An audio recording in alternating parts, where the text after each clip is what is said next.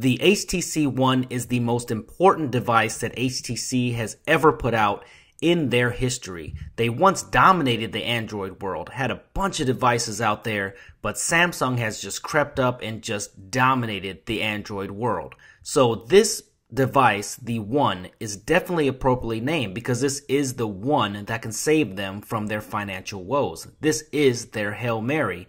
And they really went all out on this device. And you can take a look at it. It is almost all metal. It's got an awesome design, awesome features, but it really had some production woes that kept it from going ahead of the Samsung Galaxy S4, and they didn't unleash this thing until about a month ago that was available worldwide, and there was a lot of hiccups in the distribution channel.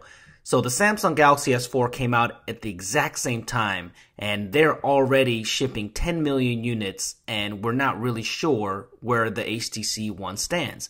Is it going to be left on the curb because of the Samsung Galaxy S4's dominant force in the Android market, or will it emerge as the shining star here and get its own spotlight and to be the best Android device of 2013?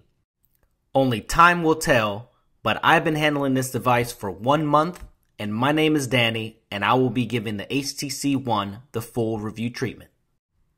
So I think it's definitely appropriate that the first thing that we touch on is the build of the HTC One.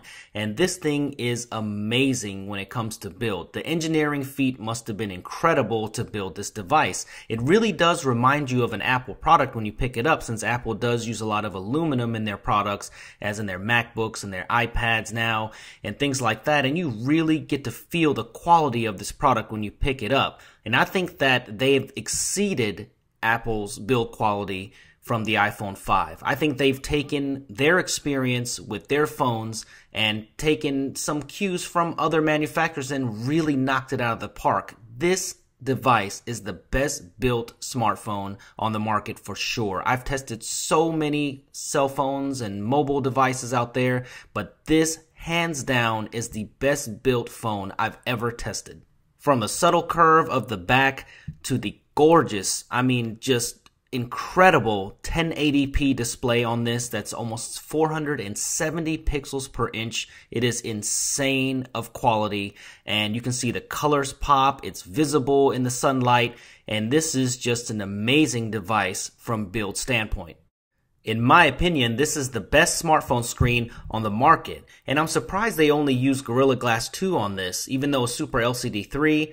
And of course, you only get DDR2 RAM on this, even though it's got 2 gigabytes of RAM with the Snapdragon 600. I was just surprised they didn't push it forward like the Samsung Galaxy S3, but it is a joy to use, and I just love using this device every day.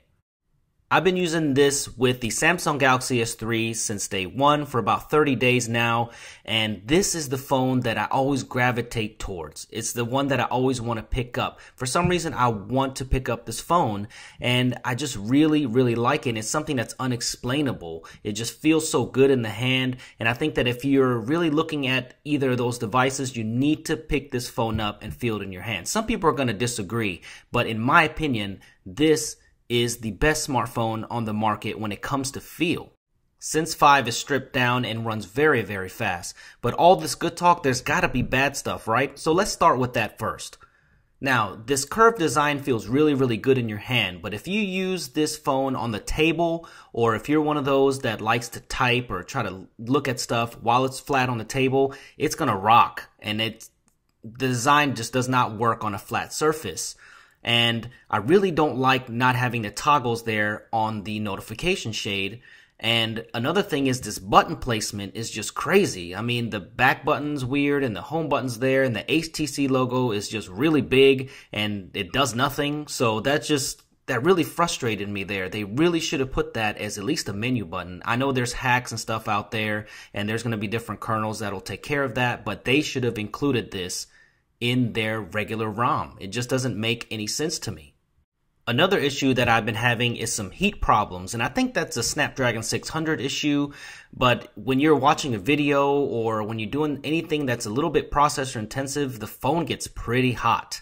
And it's not that it burns your hand or anything, but it gets pretty high up there, like 102, 103 degrees type thing, and it really sucks up the battery. And sometimes it just does it for no reason. It doesn't make any sense. But I did get a software update, and since this is the dev version that I'm using, it definitely took care of a lot of that heat issue. It's definitely running cooler now. But the power button placement too is kind of weird. I'm right-handed, so I'm really used to it being on the right side if it's going to be at the top. I really prefer the Samsung Galaxy S4 button placement that's on the right side, but I guess left-handed people will love that. Also, no SD card slot and removable battery, but I'm so used to that, it's not really an issue. So let's jump right into call quality. This is available on AT&T, T-Mobile, and Sprint in the US. Not sure why Verizon's not getting it, but they're probably going to get a custom version. It is $199 on contract and is also available unlocked and in a developer's unit. And it comes in black as well. And it's really, really nice looking. It's anodized black on the aluminum. And it looks really, really stealth. It looks really good too, but it picks up a little bit more fingerprints.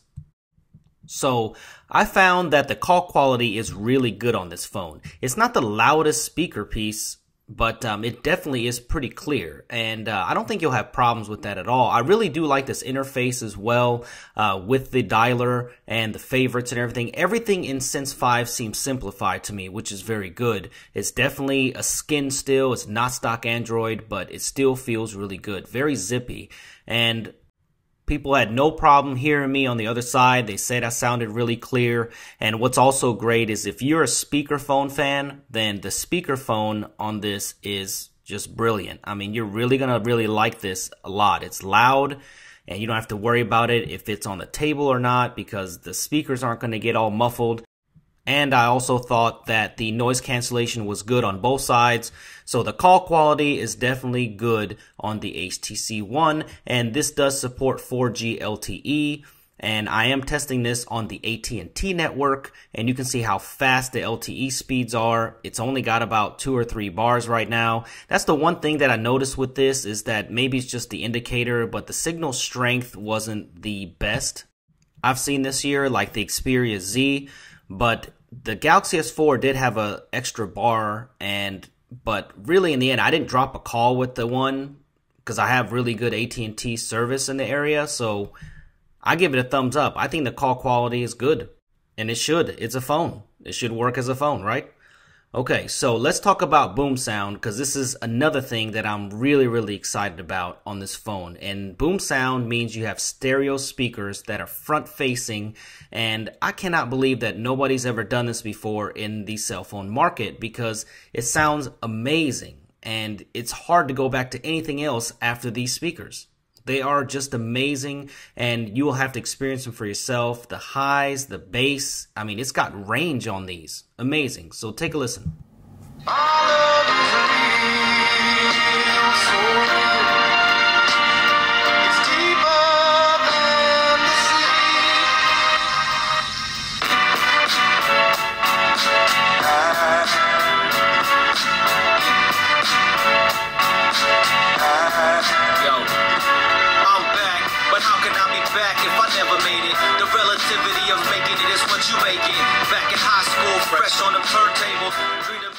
Shameless plug time. I am the MC that is on that track, Unknown Suspect, with the amazing and talented soul chef, dope producer out of New Zealand. Pick that up free at kitchendip.org. The headphones that come supplied with the HTC One, these red headphones, are excellent, by the way. They're not Beats, but really, really good sounding headphones. So let's talk about this ultra pixel camera that is on the back of the HTC One. And they took a huge risk with a camera like this and the technology that's behind it since it's only 4 megapixel. And a lot of people were put off by that. They're like, what? How are you going to put a 4 megapixel camera on your flagship? And really what that means is that the pixels are just much larger, and they claim they're 300% more light gets captured by these pixels than a traditional higher megapixel and higher resolution camera. The front-facing camera is a 2.1 megapixel wide-angle lens, so you can see how much of the background is being picked up here. And I even had my wife pick this phone up and just start shooting Zoe's, and she really liked this camera. But the daytime photos really do not look much better at all, or I think it gets best by the Galaxy S4 every time pretty much in the daylight. But camera technology is really shifting to the low light sensitivity of the camera lens, like the Nokia Lumia 920, 928, 925. They're really focusing on low light, and this thing performed very well. And I'm here at the Coke factory taking Zoe's in literally low light, poor conditions, and it's doing fantastic, and I'll show you those later. But you can see here that the gallery comes to life when you look at it. And here's an example of a Zoe here where it takes a couple seconds of video and 20 shots in succession. So you can kind of scrub through and see exactly what shot that you want. It's got some cool editing features as well. You can put filters on them if you want to. And you can also do sequence shot like the Galaxy S4. But I kind of like the way that this is handled here, since you can just pick the individual frames. It's not automated for you. So you can kind of pick what you want. And the only thing about the camera interface is I wish it was a little bit more friendly for the user. But here is that Zoe share where if you're taking Zoe's and it just has that gallery in there, if you hit it, you can kind of share this and it'll make a 30-second pretty much highlight reel of what you've done that day by event, or you can kind of group them how you want to. And this is a really cool way to share your day or your memories, and I really like this a lot. And you can kind of change the different ones that show different type of filters, different effects. So I really like this feature. I thought I wasn't going to like it, I wasn't going to use it a lot, but I think it's really, really cool if you want to show off to your friends what's going on and what you've done that day or on a trip, and you don't have to sit there and worry about video editing. A lot of people don't want to edit, so this is a really cool way for the consumer to show off your memories and your trip and highlights. Very cool. So the One is running Android 4.1 and not 4.2 Jelly Bean, but that's not really that big of a deal. And you can see that Sense 5 is the new Sense, where Sense 4 over here on the right, you can see is the older version. There's not really that much change really visually, but they really stripped it down. And you can see how fast it is. This thing is lightning fast. There is little lag on this phone, if any, from my testing for a whole month. And what's awesome is you get Flash Player built into the stock web browser, the WebKit browser that's on there. You can also go to Chrome too if you want to, but the web browsing on here is fantastic. Very responsive. It's really, really fluid. Pinch to zoom is flawless, and I really liked web browsing on the One. I thought it was really, really good without any problems at all. Very, very fast. Almost anything that you do, it's going to be fast. It's very snappy. And even though that the Galaxy S4 has a higher clock speed, Snapdragon 600, it seems to lag compared to the Sense 5 experience. And I could say this is almost Nexus fast. I think this is the way that a flagship should perform with the new quad-core processor. I haven't changed the launcher at all in my 1 month of use. I usually like the more stock Android type feel, but this is definitely sufficient. And what's also awesome is that the power button doubles as a IR blaster, so you can use this as a remote for your TV, and the software is fantastic. So I really like this a lot. It really changed the way I watch my TV, I have to say. I reach for this now instead of reaching for the remote. So if you wanted to just watch SportsCenter, you just hit it, and it takes you straight to SportsCenter. So that's pretty awesome. And you also have all the other controls, volume, mute, back, channel changing, whatever you want. Pretty cool. So let's talk about gaming a little bit, because you know we can't skip on gaming. And it does have a Qualcomm Snapdragon 600 processor with the Adreno 320 graphics. This one is clocked a little lower than the Galaxy S4.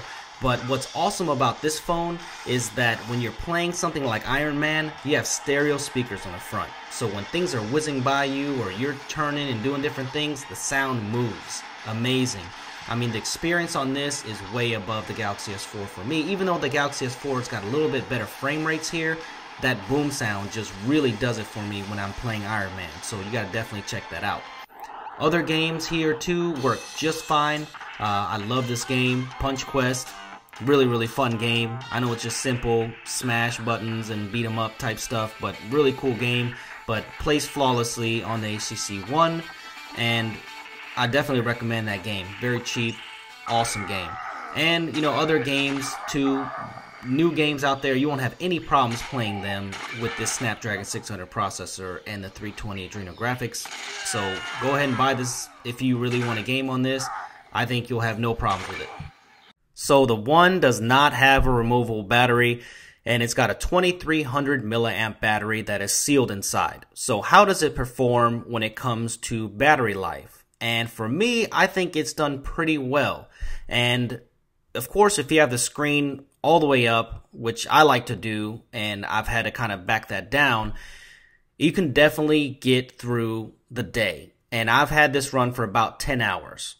For me, and I'm a pretty heavy user, and if I have the screen all the way up though and I do some heavy usage, I'm only going to get about 8 or 9 hours out of this thing. And I saw that the Samsung Galaxy S3 gets about an hour better on battery, and it makes sense. That's 2600 milliamp versus 2300 milliamp, but you can definitely make it through a day on this with moderate use. So I think battery wise it does pretty good, so don't be afraid of the battery life. It's actually pretty decent.